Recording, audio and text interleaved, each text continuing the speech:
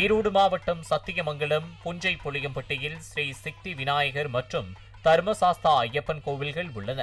சபரிமலை ஐயப்பன் கோவிலை போன்று 18 படிகள் அமைக்கப்பட்ட இக்கோயிலில் ஆண்டுதோறும் மார்கழி மாதம் முதல் சனிக்கிழமை 18ஆம் படி திறப்பு நிகழ்ச்சி நடத்தப்படுகிறது.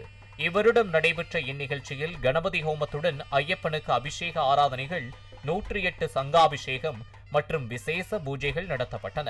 இதனைத் தொடர்ந்து 18ஆம் படி திறக்கப்பட்டது. இதனையடுத்து படிகள் தோறும் விளக்குகள் ஏற்றி ஹரிவராசனத்துடன் ஐயப்ப பக்தர்கள் சுவாமியே சரணமையப்பா என்ற சரண கோஷத்துடன் படியேறி வழிபட்டனர்.